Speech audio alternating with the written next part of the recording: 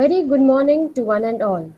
It's an honor and privilege to welcome you all on behalf of Maitri Alumni Association to this international workshop entitled Expand Your Horizon and Outlook, an initiative towards de-stressing and personality development.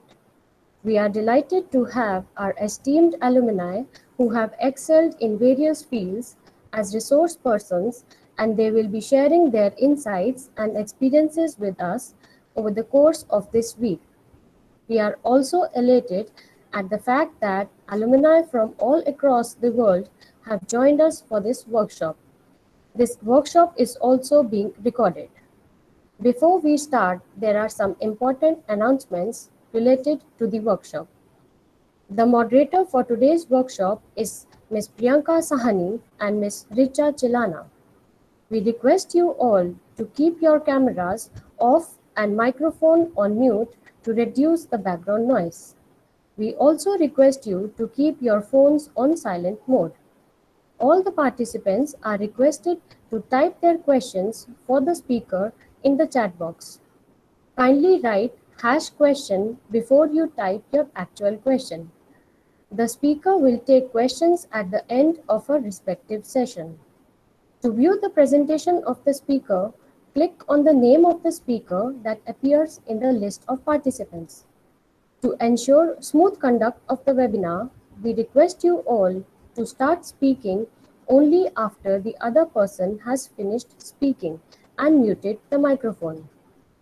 With special excitement, I am pleased to welcome the resource person of today's session, Ms. Ipsita Mazumdar.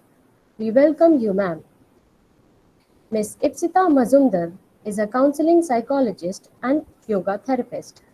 She completed her graduation from Maitri College in 2013 and went on to do postgraduate diploma in yoga therapy from India's oldest school of Hatha Yoga, Kevalyadham, Lonavala, Maharashtra. She did an MSc in Counseling and Psychotherapy from Anugraha Institute of Social Sciences, affiliated to Madurai Kamraj University and Canadian Association of Spiritual Care, Tamil Nadu. She also finished a master practitioner course of Neuro-Linguistic Programming and Hypnosis from NLP Coaching Academy, Bangalore. In addition to this, she did certificate courses in cognitive behavior therapy and positive psychology.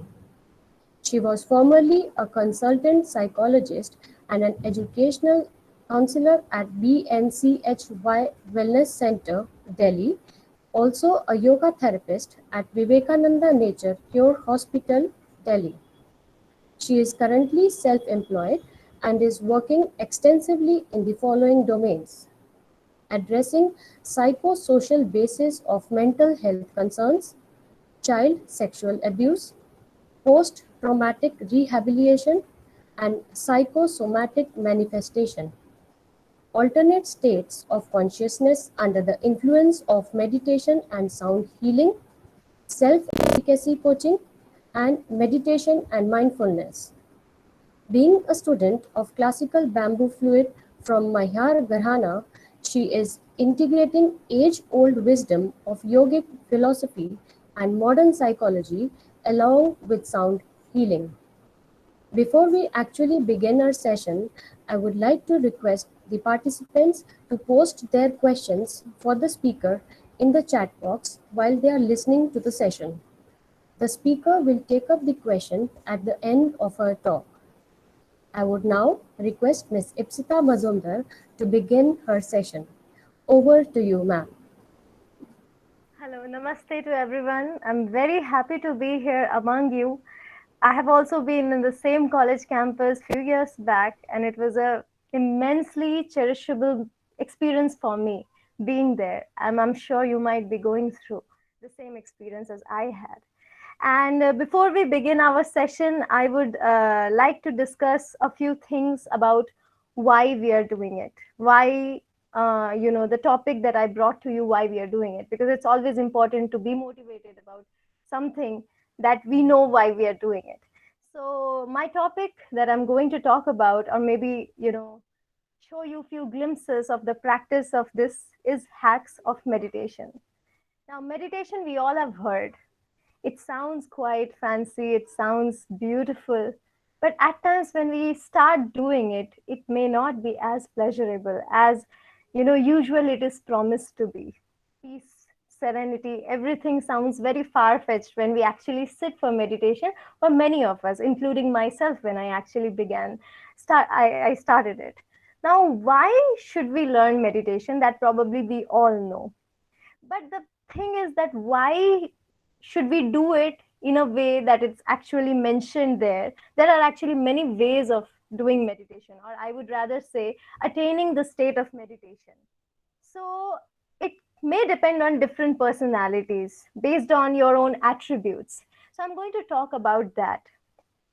So let's start with what is meditation. Meditation is nothing but a state of consciousness. It's not something to do, it's actually something to attain. It happens generally through different practices. There is a stillness, there is a still point where we suspend our consciousness into. That is what is meditation, as per my understanding so far, being in the same field.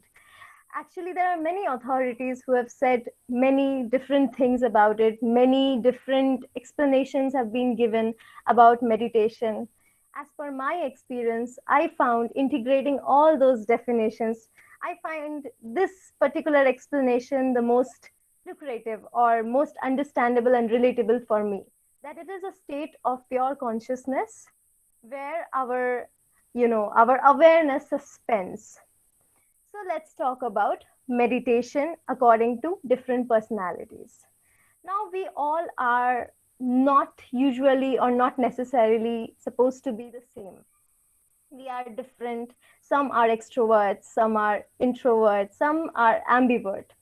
So I'm not going to go to the modern psychology classification of personalities. I'm going to maybe propose you another classification that is based on our own Ayurveda. So I wanted to just see if I can present here, if it is possible to present on the laptop.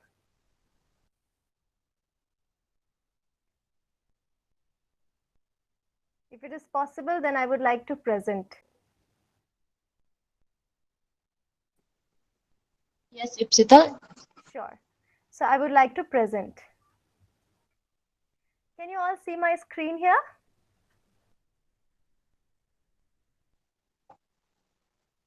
Yes, it's visible. All right. So let's talk about the classification based on Ayurveda. Now, generally, a lot of people talk about five great elements. Now, scientifically, it's not as understood as it is actually. Five great element doesn't necessarily mean the chemical components of the five elements that I'm talking about. It's actually the attributes of the five elements that are everything in this universe is actually composed of in different varying ratios. So every personalities are actually a combination of all these attributes of the five elements. So let me talk about a little bit about this. Earth signifies stability, calmness. It also seems to be going towards laziness. Next come water. It signifies, holding capacity, something to hold, but it also mean clingy. You can also see that there is cohesion and addition in the water properties of water. So this particular element symbolizes that. Fire means transformation or catalyzation. It also may symbolize into destruction or aggression. Next come air. Air means fluidity or flow, constantly moving. It also may symbolize scatterbrained or fickle. Next come ether. Ether is ever pervasive. So someone with having ethereal components more in their personality will be very, very popular. But at the same time, probably it's easy to forget them. So these are the five elements that dominates our personality. So next comes, according to these five elements, there are three classifications of doshas. What are doshas? Doshas are the humors in the body, or a fluid factor in our body, which gives rise to our body type, also our personality, and the choices that we take in our lives. So you all know probably father of modern medicine, that is Hippocrates. He also agreed to this particular philosophy that actually originated in India from our great sages called Charak and Maharshi Shushruth. So let's talk a little bit about these three doshas. So basically, there are three doshas, that is Kapha, Pitta, and Vata. Kapha is a combination of earth and water, which means this personality people will be very, very calm, stable, very oriented, I would say. But at the same time, it's difficult to change them. It's difficult to move them. They'll be overwhelmed with a little bit of inertia. Let's move to the next dosha, that is Pitta. Pitta is the fire component in the body. These kind of people are highly motivated, could be very quick witted, focused, but at the same time can be a little aggressive. Next comes Vata. Vata is a combination of air and ether. These people are highly creative. They are ridden with a lot of ideas, a lot of different different plans, strategies. They would come up with those things, but at the same time they can be very, very fickle. So this is a little bit about three doshas. It's actually a very huge concept if I go on. Okay, yes, there is one question: how will we know which one we have? Actually, it's not just a watertight compartment, all three of them. You could be a combination of two or maybe one. So suppose, let's say for example, my now, I'm a combination of Vata and Pitta. How to say that? Pitta is, you can also make out through your physical features. There are actually classification, criterias in which you can classify. You can either classify through your pulse, but you need a doctor to do that, an Ayurvedic doctor to do that. But mostly you can always, check which of the characteristics you fall into out of these categories. So this is one way of finding it, but again it is not certain. And also time to time, these doshas alter in our body, fluctuates in our body. We are born with one particular nature that we call as prakriti. Suppose I'm born with 60% pitta and 40% of or maybe 30% of vata, 10% kapha. In order to stay healthy, I must carry forward with this ratio only. So which means I'm a pitta dominated person. There are some people who are kapha dominated persons, so they are more oriented into such tasks. So let me give you an example of a kapha personality. For example, um, let me see someone who is very, very calm, very, very very stable. So let's say Atal Bihari Vajpayee. He can be a kapha personality. He's not easily triggered. Pitta. Pittas are smart, but they may get triggered, but at the same time they'll not attack at the moment, but they'll find the right time to do so. Or they're very, very sharp, very strategic. So you can say maybe our PM Modi could be our pitta, and vata is a little all over the place. They'll get beautiful ideas, but at the same time, some may work, some may not, like our chief minister Arvind Kejriwal ji. Now, I'm saying these based on the external attributes of that person. It's not as per se, the kind of characteristic that they show. So that way, I'm just to make you understand. This is the categorizations of the three doshas. So moving on, based on three doshas, we have different types of meditation. Now, I'm not saying that this is particularly for kapha or particularly for pitta or particularly for, vata. I'm saying a person can combine different paths. It's not just one straight path, not a watertight compartment. Again, yes, Pooja. Pooja is asking that about different, diseases based on this personality. Yes. Again, going back to that previous slide, Kapha is more prone to phlegmatic disorder like cold, cough. Pitta is more prone to acidity, and similarly, Vata is more prone to gas, body pain, arthritis. So yes, that you're right about it. So next, coming to the paths of yoga. What are the different paths of yoga that a person must choose based on different personalities? So Jnana Yoga, as the name suggests, it means knowledge. These persons are more into contemplation. All right, so contemplation, that sounds with Vata personality. So Vata personality can really build up ideas, but that doesn't mean Pitta and Kapha cannot do it. They can also do it, but it is a natural tendencies of Vata to do this. So generally, it is said that if you are from the Vata category, this is your path. Next comes Bhakti Yoga or surrender. As Bhakti suggests, Bhakti also means devotion. So a kapha characteristic is more oriented towards bhakti. They are very peaceful. They are very kind. So bhakti is the natural tendency of kapha personality. Similarly, let's go to karma yoga or service, action oriented. As the name suggests, karma, action. This is more of a natural tendency of our pitta prakriti. So these are different paths that should be chosen by different personalities in order to fall into that particular path seamlessly, organically. So this is my proposal to you, and based on that, we are going to see three types of meditation today. Number one is focusing, which is more of karma marg, that is action oriented a little bit. Next is observation, that could be oriented to surrender a little bit. And then lastly, the visualization technique, in which yeah, I'll come to you, Ritu. I'll get back to your question.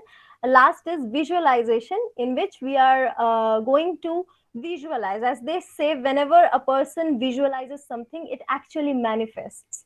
So there are a lot of accounts, philosophical as well as research account, that you're going to see maybe in one of the following days, Law of Attraction taken by Miss Suparna ji. So you will understand more about the power of visualization. So today I'm going to use these techniques in the attainment of meditations today. So Miss Ritu asked, which of these types are the most powerful? Actually, all of them are powerful, equally powerful. Nothing is more, nothing is less. Depending on different goals that you may have, all of them are the same. If you're looking forward to reduce your anger, suppose, so a pitta is more oriented towards anger. They have natural tendency to get angry very quick. They're very short tempered. So their natural tendency is to do yes, I'll get back to that. Natural tendency is focusing. They can focus very well, but at the same time, when they're angry, at the same time, when they are very angry, at that time they need to increase the kapha principle in their body. They need to be more compassionate. So when you're angry, probably the observation will help you calm down.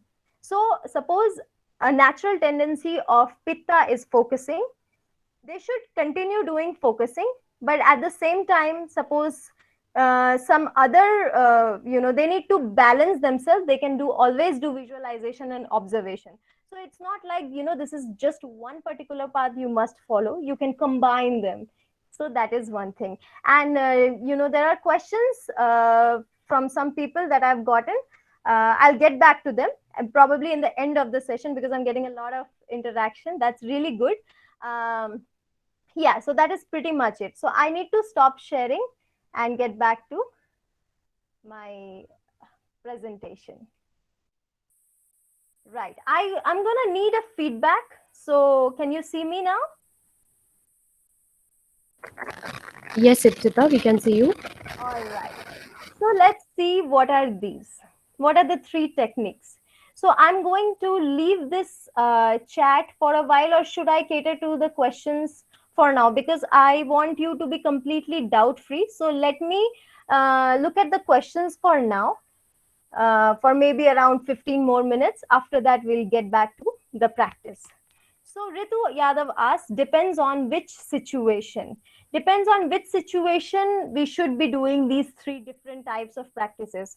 Let's say you're overwhelmed with a lot of jealousy or insecurity or anger. Probably observation is a very beautiful technique to do that.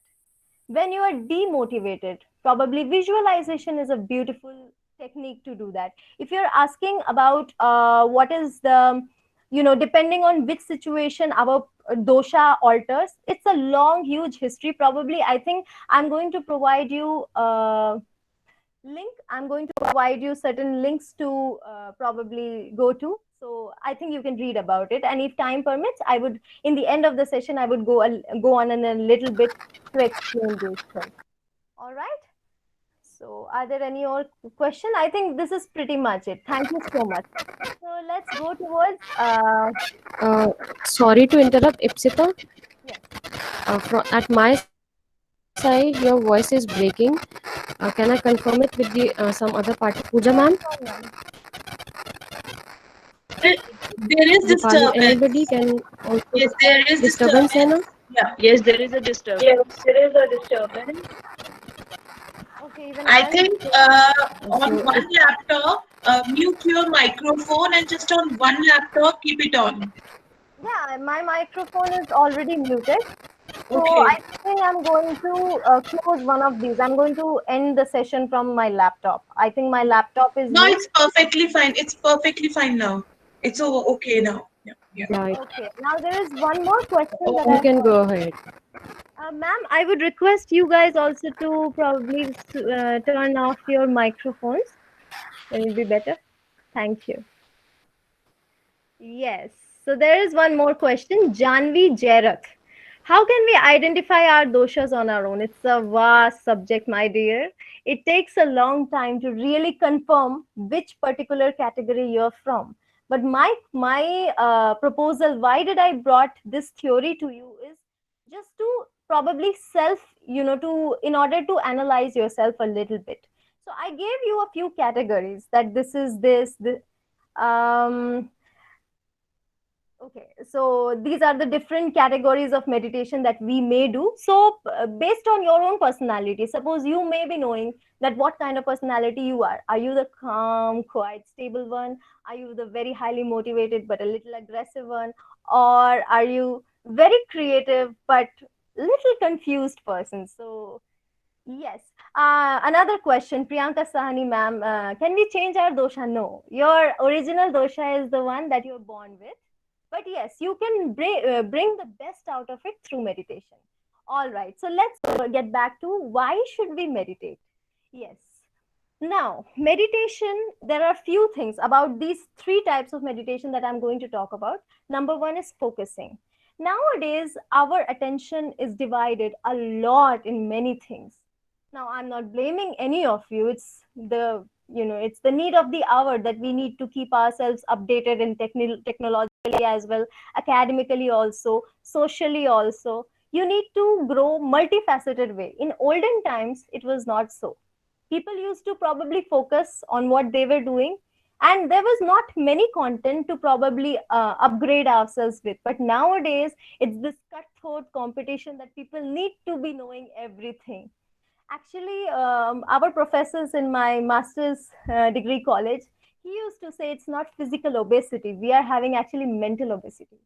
Our energy is so much engaged in different things that probably we are not able to focus on one place. So this particular type of meditation, the one that is called focusing, is probably going to make your willpower strong enough to, cut all the attention and focus on one thing that you should be doing the most at that time. So it also allows us to become, to set our priorities in a more effective manner. So that happens, you can see immediately, that change you can see right after the practice. Next comes observation. So in observation, what happens, we allow ourselves to surrender or to witness anything that is happening to us, be it pain or pleasure. Now in today's time, frustration tolerance is very less among people. Now people generally get highly demotivated even after small setbacks, like I am feeling depressed, so I will probably give up, or I am at intense pain because of because of this little bit of setback. Also, I want to give you a little bit of theory about it. There is this neurotransmitter or a brain hormone called dopamine. That is an hormone which gives us a lot of happiness, and it makes sure that we keep repeating that task which gives us a lot of happiness. Now dopamine is something which makes sure that why we are so much addicted to the internet or any other junk food. So dopamine is immediate gratification. Dopamine is a hormone for immediate gratification. But what happens over the time, we expose ourselves to high dopamine content, which gives, a surge, a blast of dopamine in our brain. We have become dopamine tolerant. Even with higher quantities of dopamine, we don't get that high. So nowadays, people are not feeling happy with what they used to be happy before, like small, small things.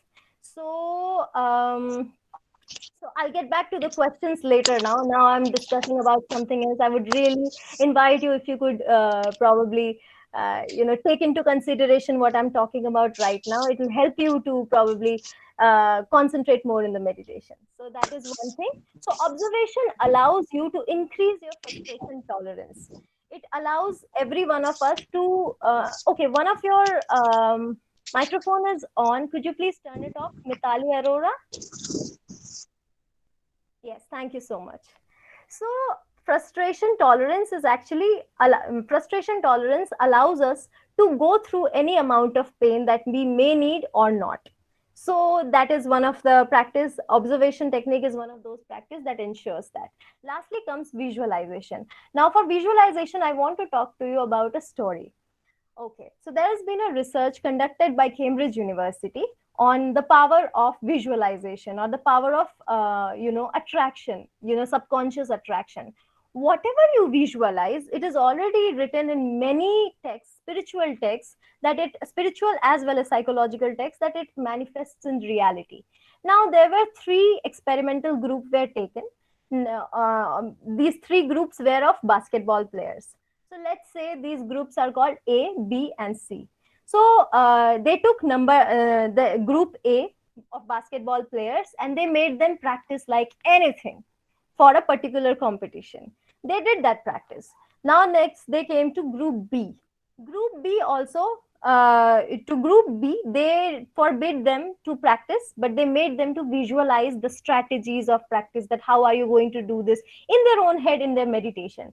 And lastly, there was group C, which was asked to practice as well as visualize at the same time.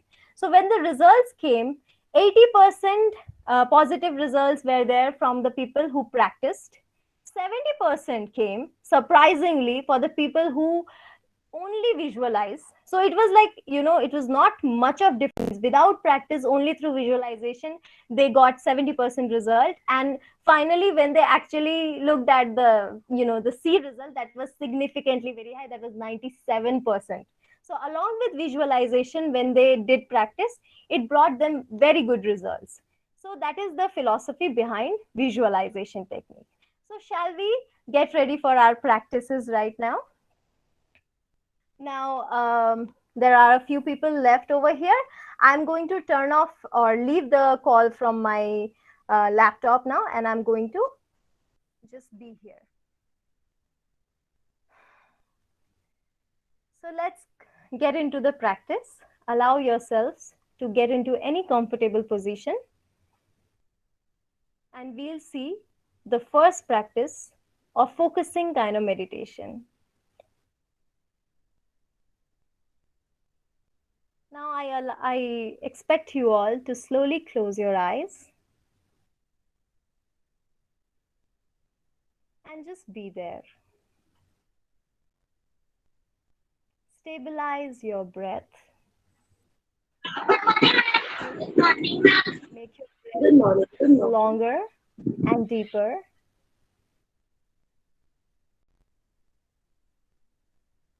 And allow yourself to be in that stable, comfortable position.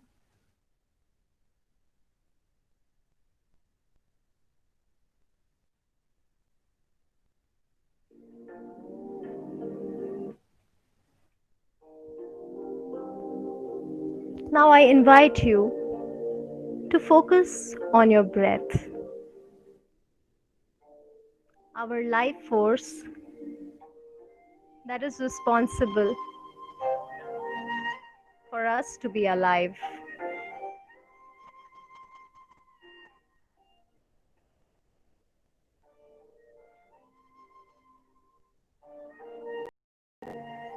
Take a deep breath and out. Don't manipulate your breath.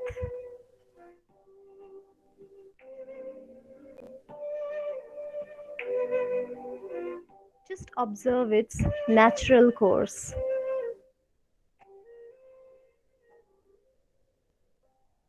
Now bring your awareness on your chest and abdomen and observe the rising and falling of your body parts with each inhalation and exhalation.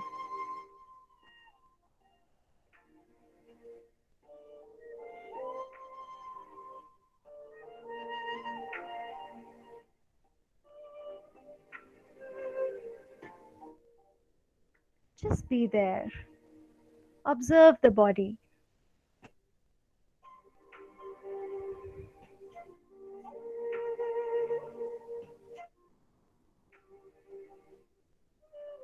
Also observe the sensations on your nostril. As you inhale, the touch of cool air. As you exhale, the touch of warm air through your nostril. Please be mindful of that.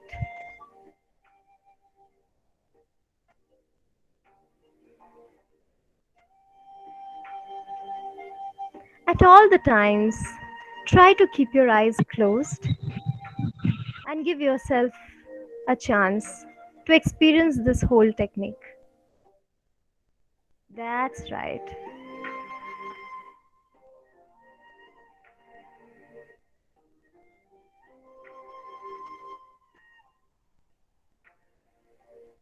I know it may be difficult in the beginning, but that is why your brain is trying to distract you from your meditation. But you try to do the other way around.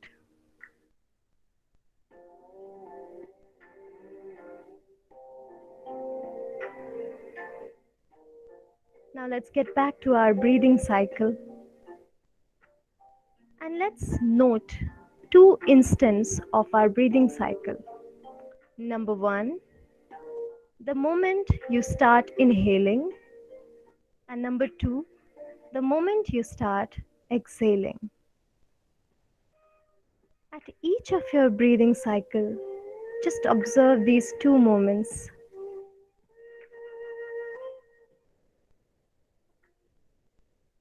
Just that point where you start your breathing, and then just that point, just be aware when you start exhaling.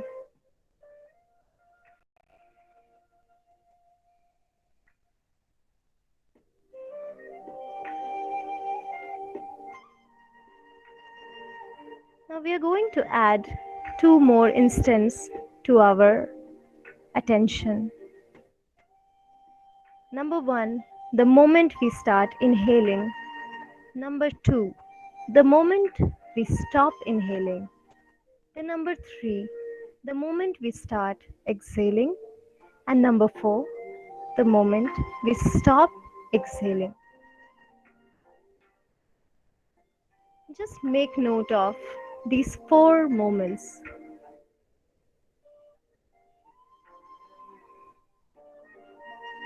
That's right.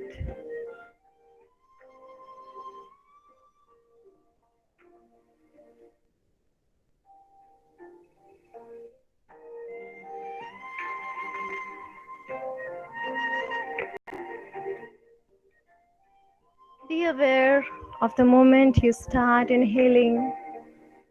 Be aware of the moment you start exhaling.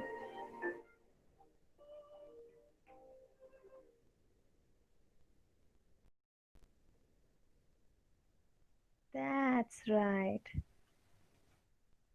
Now slowly again get back to your movements of chest and abdomen. And then you can slowly allow yourself to come back to your own reality, to the external world. You can let go of the focus. Slowly and gently open your eyes. That's right. Very good. Now, I would really appreciate if you have any questions regarding this particular type of meditation. You can leave it in the comments, and I intend to get back to all of you for the answers. Now, let's revisit why we did this. This particular technique of meditation, that is focusing, allows us to streamline our attention into one thing, which is very, very necessary in today's age. Since we have so many distractions, so many stimulation around, we are overwhelmed with information. So it's always good to probably focus for some time in your day-to-day activity to allow yourself to streamline into one thing. So this is a very good practice right before sitting for examination, also right before starting to study. Yes, Priyanka ma'am is asking few students can open their video. I think it's not necessary. I think it will interfere with the bandwidth. So I think I'm okay without it also if you want or not. Oh, as is comfortable with you. Sure, sure, ma'am. No issues. All right. So you can take a few moments to reflect on this particular meditation. If you need to put up any question, you can do so. Maybe take another 1 minute or something. In the meantime, I'm going to play the same music for you. Just think about this particular technique that you have experienced right now, and you can always come up with different insights that you want to share. Or whatever you felt, you can share your experiences also. I intend to get back to all of you.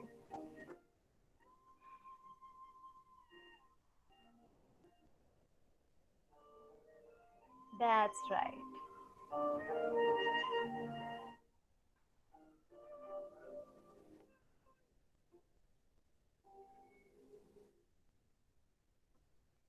Okay, there are many questions that are coming up. I intend to answer them all. You need to just wait for some more time, maybe around 15 more minutes. That's right. Great.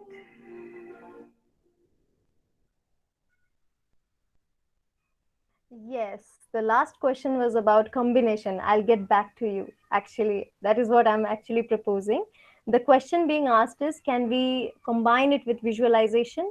I'm sure the person who asked this question is more suitable for visualization. That's why. Thank you for this question. I feel it's very, very interesting. Yes, probably when you get that visualization technique of meditation, probably you won't have that question in your mind that can I combine. But yes, you feel free to combine with different techniques. So next, shall we move on to the next technique, that is observation? Shall we? All right. So let's get to observation. I invite you to again assume that comfortable position on your chair or the floor. Try to keep your back straight. I don't mind if you're sitting against the wall or a backrest, but try to keep it straight so that it doesn't resist your breathing. The breathing becomes free and your lungs can expand as much as possible. That's right. So let's begin. Slowly close your eyes. And this is a meditation technique that we call as Antar Maun, that is inner silence. So we are going to witness anything and everything that is happening to us for another 6 to 7 minutes without moving. So that is a particular oath that I invite you all to take to experience the maximum from this technique.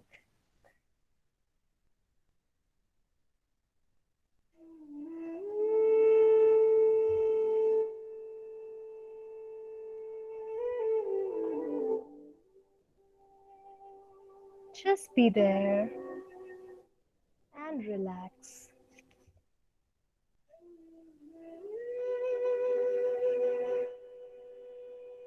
Be aware of the sensations on your body.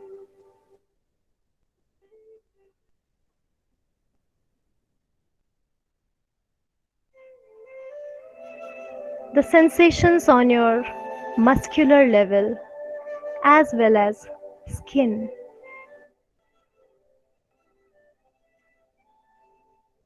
Let's bring our awareness on the head region and be aware of whatever that is going on over there. If you're feeling something good, if you're not, also good. Now let's move to our face. Be aware of your facial muscles and skin, and be aware of any sensations that you might be getting at that area. If you're getting, amazing. If not, also amazing. Let's accept it and move forward to our throat and shoulders. Be aware of the sensations on your throat and the shoulders.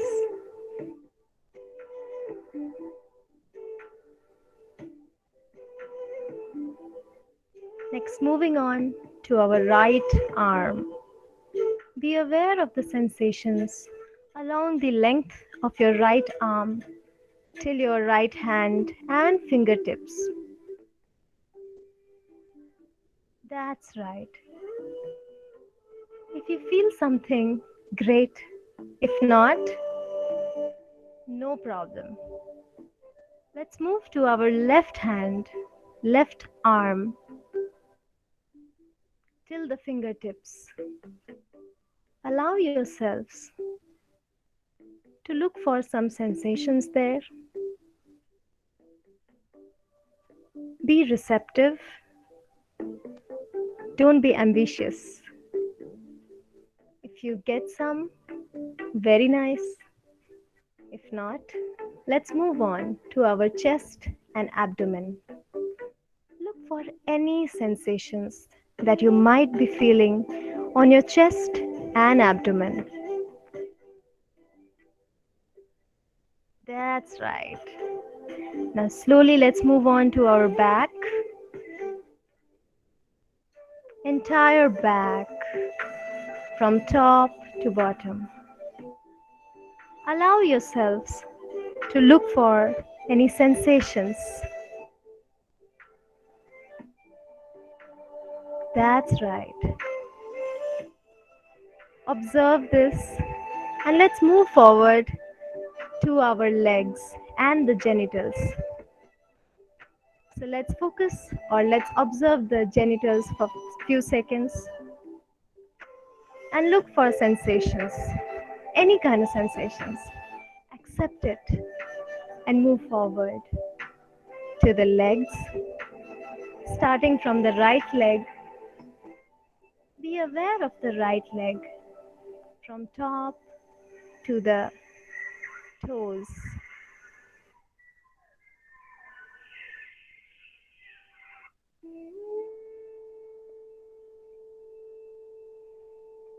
Look for any sensations.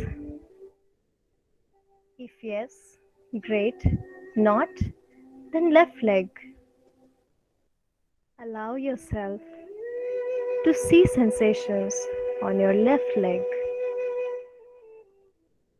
If you get, amazing. If not, no issues. Now slowly we are going to shift from the physical realm to the mental realm. Allow yourselves to go to your thought level. Observe your thoughts. Whatever thought you might be getting right now. Don't analyze it. Don't question it. Also, don't judge it.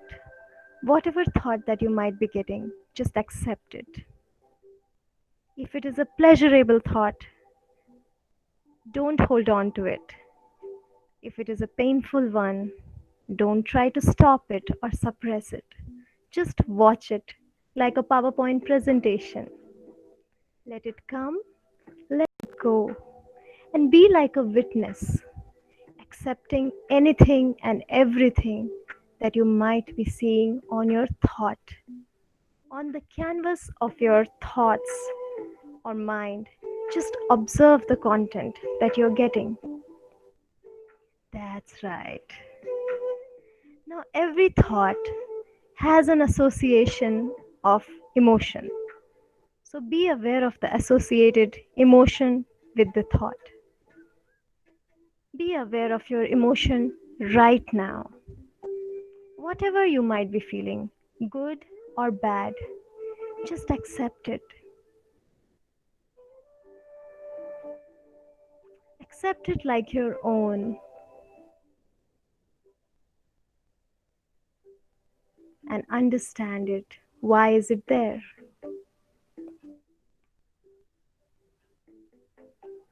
Now I invite you all to slowly come out of your meditation.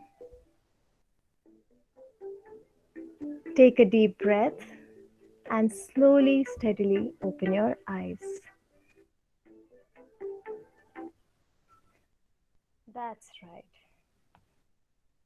Thank you for joining me in this meditation. Now I invite you all to reflect on it a little bit, whatever you might have gotten through it. And you can always ask questions regarding this particular technique. You can always start the message with this observation technique that you want. Okay, so there are questions why there was a thought. That is what is the whole great. Yes, so we always question, why is there thought? I don't want to have thought. I want to be completely calm.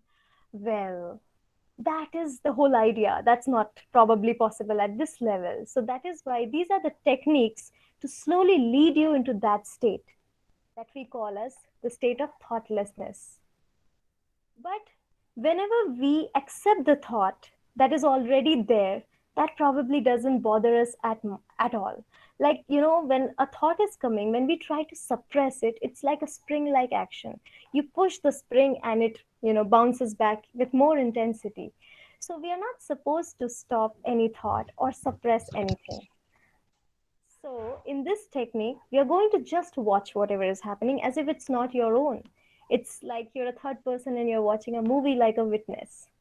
So that is one of the philosophy behind this meditation.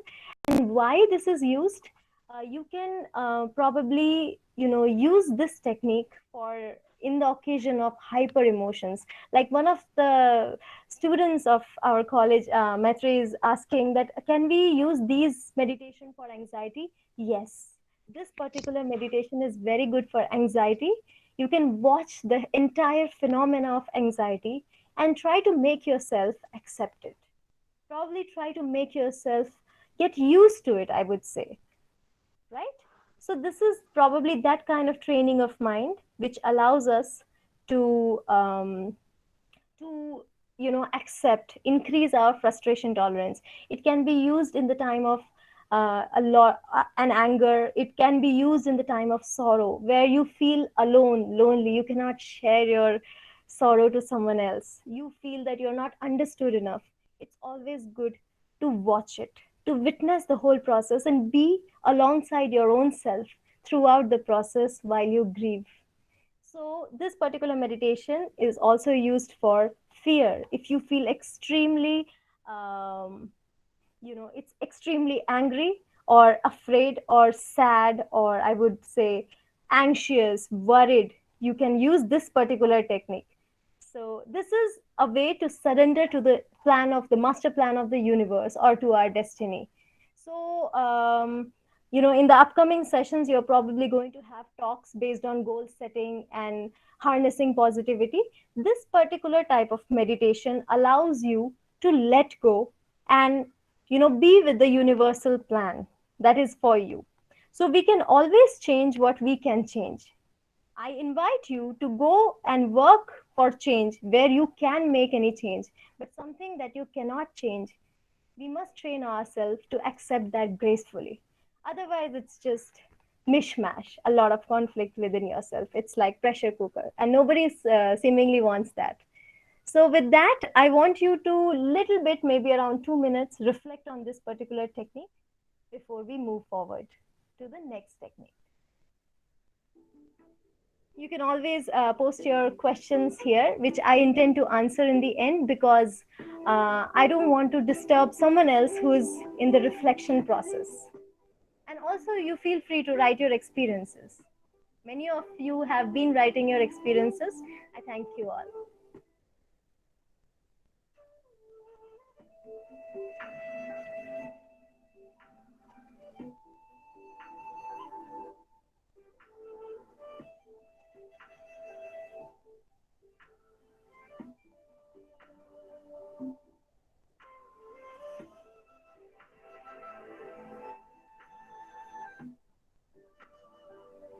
Very good question.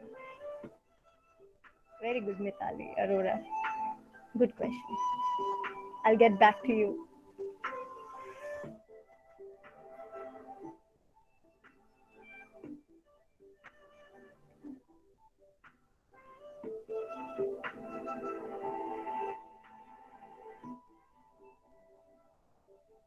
All right. So let's proceed with our next technique, that is visualization. Before that, yes, I got a few questions. So, yes, I'm going to answer to you all. Yes, so before getting to this visualization technique, visualization is using our own imaginary or creative faculties of the brain to integrate it with our meditation. All right. So this particular technique is used when a person is feeling absolutely demotivated or under inspired. So this is a technique to spark that inspiration within of you. So let's see what is the technique of this meditation. Like I said, the story before, the power of manifestation, power of visualization that allows things to manifest in reality or in physical reality, I would say. Visualization we are going to do with probably one of our role model this time. So let's see how it goes. Now, I invite all of you ladies to take a few moments and think about a person who you consider as your role model. All right. So I'm going to probably first make you think about this person and, finalize who you want to choose as your role model. Now I want you to choose only one person, and you're going to choose someone which whom you have seen in reality, who you have spoken to in reality, and who knows you, not a celebrity or a person that you've never met, only seen. I'm sure that there are many people who you know as know like many great people in the world, but I want you to you know visualize a person who you have felt, even if you have not seen in reality, at least you have experienced. Like it could be also your deity or someone that you experience with your own senses, that kind of person. So let's proceed. Now I invite you to close your eyes and assume any comfortable position, and let's start.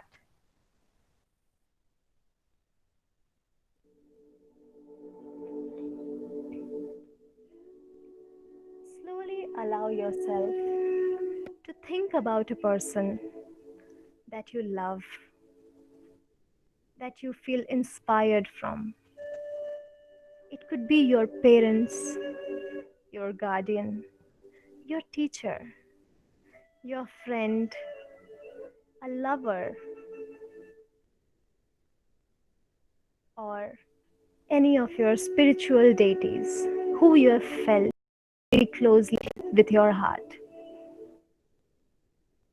Allow yourself to think about this person, the physical appearance,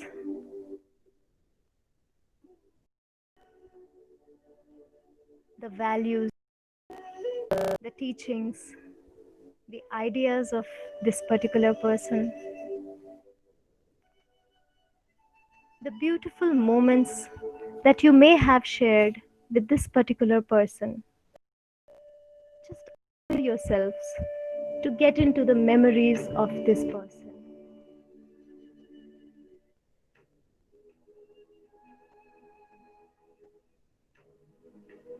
Someone whose influence has been in your life like nobody else. I repeat, it could be your parents, even grandparents who's no more, your teachers, or any one teacher, a lover, a friend, a guide, or divine themselves.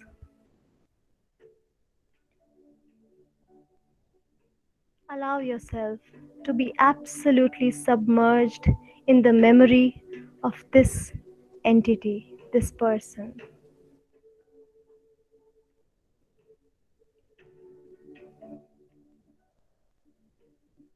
Feel this person from your very being.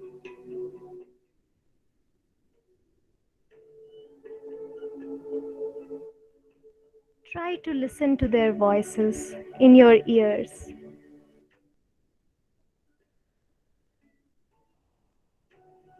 Try to feel their touch on your head.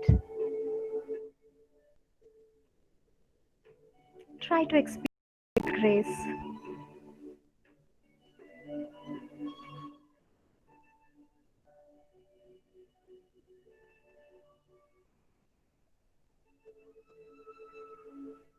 Try to remember the way they smelled.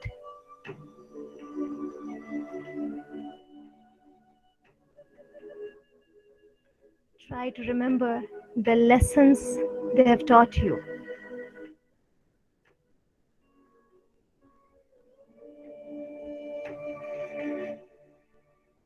Remember the time, the most memorable moment that you had with them.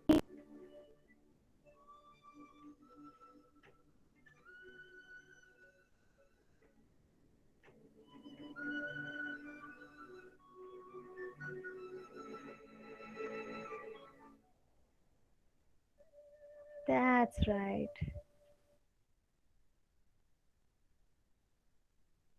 Now let's allow ourselves to feel the love inside of our heart for this person who is right in front of you that you can visualize with your eyes.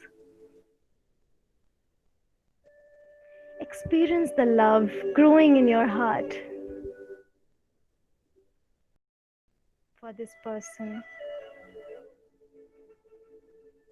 Allow your love to be conveyed to this person in any way you want, through your words, through your touch, through any gesture, or just through your vibrations.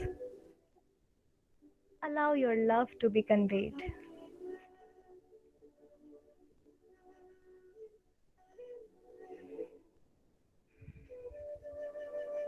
At the same time, try to experience their blessings, their grace upon you, all around you, engulfing you in a beautiful white light.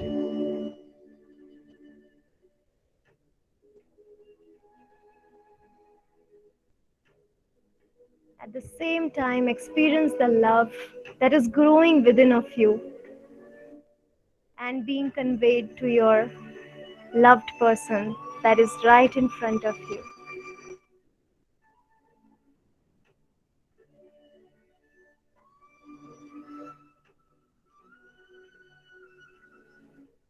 Observe their teachings, their values growing inside of you, manifesting in you.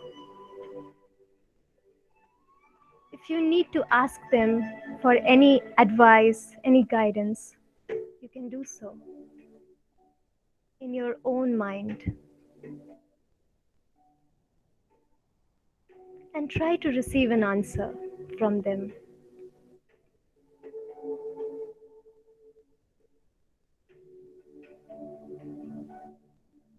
Take your time. There is no hurry.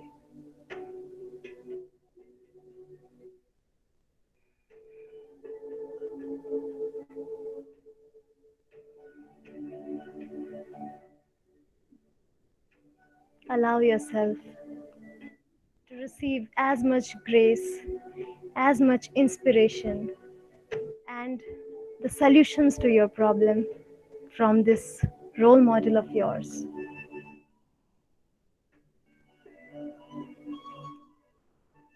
And whenever you do that, slowly open your eyes. Take your time. Maybe another minute.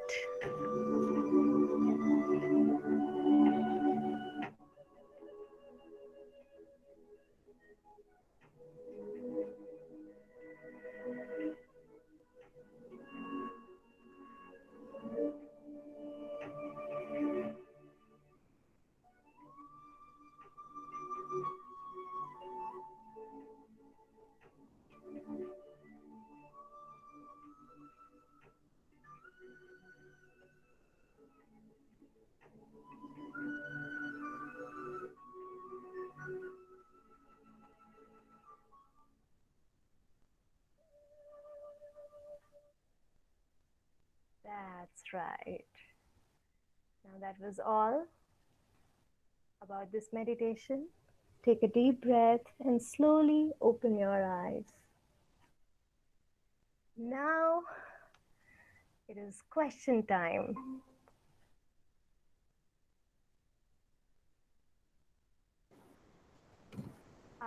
Actually, hi, just a second. All right. All right. There's an echo from here. All right. So there's this problem that I've been logged on through my Ipsita? phone, so I cannot. Ipsita, we cannot hear you. Can you hear me now? Can you hear Yes, me now? yes, you're audible. No. Right, right.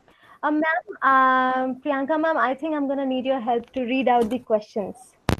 So if you could do that for me, because it's through my laptop I cannot log in.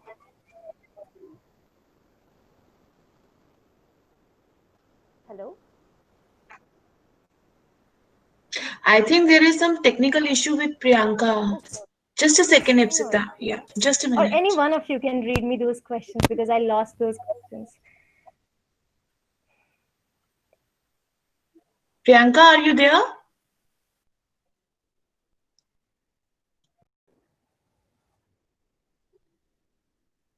All right, I got these questions. Okay. Uh, Okay, I got these questions, but the point is that I probably have to go to my phone to check them. Ma'am, it's good. It's no problem. I can do it. I can answer them. Ipsita, do you want me to read out the questions? Okay, Priyanka is back. Ma'am, no, I can do that. I can do it myself. I can do it on my phone. I can Sorry, see them. Ipsita, you were not audible to me, so I have How logged about in now? from some other device. Right now, I can hear you. Okay, no issues, no issues. Yeah, I can so we are answer. proceeding to the questions now. Yes, yes, I can do it. I can do it. Thank you, ma'am. Yeah, we are proceeding towards the questions. Yes. Okay, okay. Okay, ma'am. Yes. So, Priyanka, I'm going to answer to all of your questions from the top. So, please bear with me. I'm going to get back to your question. And thank you for this beautiful response and interaction that all of you have said. I'm very happy to see youngsters being interested in meditation. So, kindly keep your microphones off if possible. And I'm going to answer all of your questions, however much I can. Yes. So, Priyanka Hawaii Bam. How will we know which personalities we have? Like I said, you need to contact an Ayurvedic doctor. Otherwise, however, characteristics that I've shared, you can, use these characteristics to understand what you are. You could be either one or a combination of two. All right. And if you want to read more about it, you can always search three doshas or personalities of three doshas, vata, pitta, and kapha. You'll get a lot of interesting material and, even animated videos about it. So, yeah, that is, I think I have answered this question. Now, next is Ms. Pooja Gopal. Vayu Vikar, Kaph Vikar, and acidic Vikar are also associated with these. Absolutely right. Like I said, People with vata are more prone to arthritis, gas, these kind of headaches, yes. And with pitta, they're more prone to acidity and high blood pressure. Also kapha, they are more prone to cough, cold, and sluggishness, even depression. Next question from Ritu Yadav. Which form of yoga is more powerful? Like I said before, all of them are equally powerful. You need to stick to one, probably. It's better. You can always combine them, but it's better to not hop from one to another. Stick to one and progressively grow into it. You can choose any one of you based on which one you like. All right. Depends on which situation also, she asked. Like, let's say, right now your personality or your original prakriti, let's say, is kapha. So you're naturally very calm, quiet, and stable. But suppose kapha are more prone to depression. They need to feel motivated and lazy. So in that case, you can do, instead of observation, you can do focusing or visualization. So that way, you can, take your state by the help of another technique. So you can become more motivated at the same time calm and stable that you already are. Let's say you're pitta. Pitta are more prone to anger, action oriented people. But these people are also more prone to, at times violence. They can be very verbally, oh, little hyper, I would say. So in that case, you can do observation, that is a kapha technique or a visualization process to increase the compassion within you or acceptance within you. Similarly, if there is a vata person whose natural tendency is visualization, but they'll be scatterbrained all over the place. So if you need to focus, you can either do focusing, or if you need to feel more, surrender, if you need to feel more compassionate, more stable, you can always do observation. So I think I have answered this question of Ritu Yadav. Yes, next are a series of attendants. So yes, Pooja ma'am has asked not to give. All right. So next question by Janvi Jarat. How can we identify our dosha on our own? Probably it's a little difficult, but you can always search on the internet. There is a lot of material or diagnostic criteria where you can find out which dosha or which prakriti you belong from. But yes, also there is one thing, that our prakriti may change from time to time.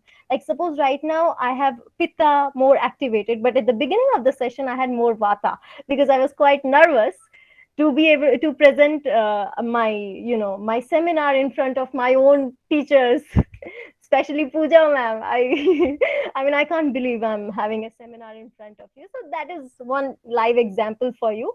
So again, I'm probably more established towards pitta, but neither of the dosha is bad or good. All of them have their own pros and cons. All right. So that I want you to emphasize on. And it's better to accept where or which category you're from. I'm not asking you to label you.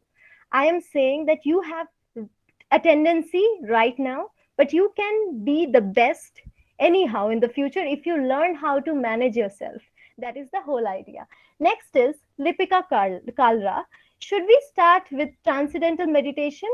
If you have a teacher to guide you, sure. Transcendental meditation is an advanced process or technique introduced by Mahesh Yogi ji, and it's beautiful as it sounds, but probably as per my knowledge, I think it requires a certain amount of prerequisites, or you need to be under a guru to be able to practice it more fruitfully.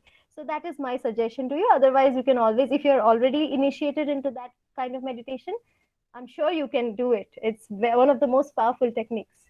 Priyanka Sahani ma'am, can we change our dosha by meditation? No, and there's no need, but you can always, manipulate or stabilize yourself according to different situations. Like I said in one of the questions, that if you have one dosha in particular out of balance, you can bring it down through some other technique, right? All right. Again, a question from Ritu Yadav. If we stop the meditation in between, then we lose energy or not? You don't lose energy, but if you abruptly stop, you get disoriented. Now, when you are going in one flow, and suddenly there is a stoppage, it's like interruption and in the form of a shock. So it could be little overwhelming. And to again come back to that state, it may require again time, because to get into that process, it is not immediate. You need to go there progressively. So that is the whole idea, that it's always better to not abruptly stop. But in between something like that happens, yes, it could be disturbing, but not enough significant loss of energy. You can always regain that energy with the kind of meditation that we are doing in our day-to-day life.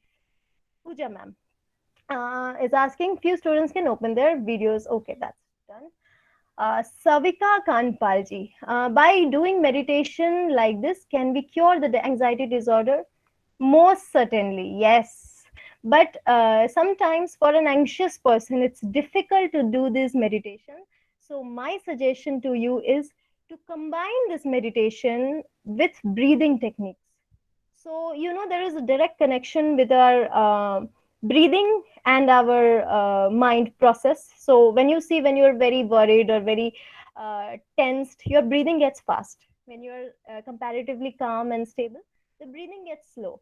So controlling the mind is probably a Herculean task, but we can always control our breath to probably influence our mind processes. So that we can do. So pranayam helps a lot to reduce the immediate symptoms of anxiety.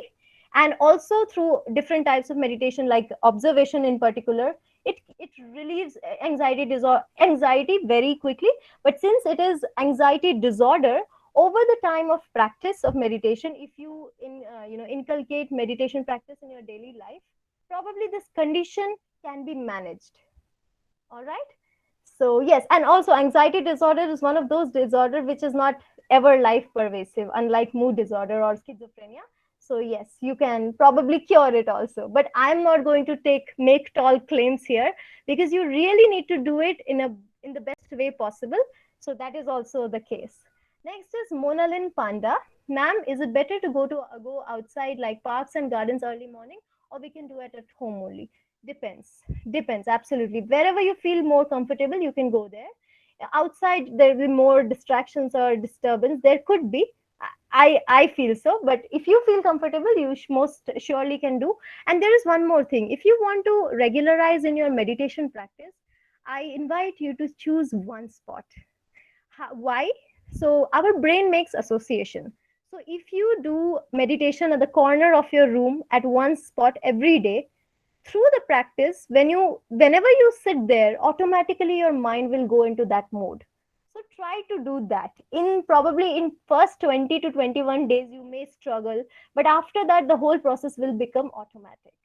So that happens. So it's better to choose just one spot where you're not much disturbed. So it's just your own time with yourself. So that is my suggestion. Twinkle Kumari, will it affect the intensity of meditation if we visualize at the same time while meditating? No. Although there is one thing, there's a thin line between visualization and daydreaming. So what is the difference? Daydreaming is, you're letting your mind wander, which is also very good. It allows our mind to become relaxed, and it's like a recreation. It's a beautiful creative way of recreation. But visualization, what is the difference is that we know what we are visualizing and why we are visualizing. So it is not without any direction. We have a direction of visualization also. So that is the difference. And if you can do this particular kind of visualization in your meditation, I think it's not going to affect the intensity. In fact, it's going to facilitate or catalyze the intensity of your meditation.